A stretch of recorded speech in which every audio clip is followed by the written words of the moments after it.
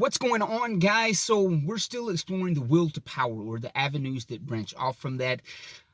This channel is about Nietzsche for the most part, and his writings and how I can implement those into my life. I'm no expert. I've just been reading Nietzsche for a year and begin to explore that.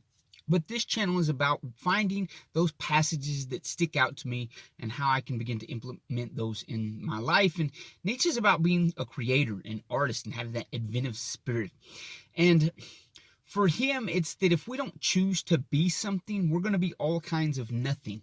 Let me repeat that. If you don't choose to be something, you're going to be all kinds of nothing. And from the very day that we're born, we have a life, a will to life. Therefore, we have a will to power to become something.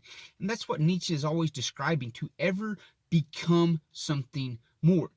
We have this aim, this target that we're aiming for, and we're never going to reach that, because once we get close, we should be striving to become even more than that. This perpetual cycle to become more, to have that life-affirming yes to all things. I'm going to stand on this level, I'm going to beat that level and move on to the next. And from when we're born, just because we have air to breathe and we have life, it doesn't mean that we stop there. Because imagine crawling around on all fours for the rest of your life. Life is about progressing, this perpetual cycle to be more.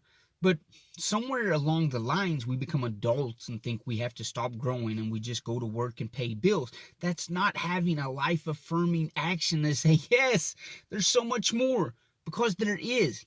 We need to replace that adult mindset of, oh, there's nothing more, I've just got to pay taxes and die, with a big yes. There's got to be something more. We have that inventive spirit to go explore. And it's going to be different for all of us. We're on different levels. But that doesn't mean that we stop there and that's all there is. The will to power for me means that there's always going to be something more, right? If we don't choose to be something, we're going to be all kinds of nothing. And I think that's where a lot of us are. We have this going on and this going on, and we're juggling all these things. But if you asked us, we'd say, that really doesn't mean anything to me. It's nothing. In life, this short life that we have, we've got to begin choosing something to aim for. And once we reach the end of that, we have a higher goal, a higher aim. And that's that Ubermensch spirit within us, that we should ever be striving to become more.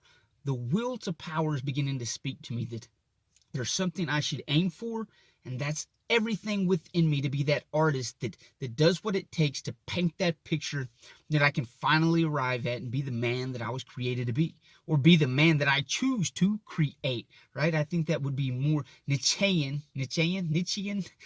to say, is that I choose to create the man that I want to be. The will to power isn't just about being alive. It's about finding the step here, a step there, a step there, and becoming more than I ever was previous. The will to power is the power to choose something that you want to be, instead of just going with the flow and going with the herd mentality. I love the will to power. I love you guys. You'll hear from me next episode.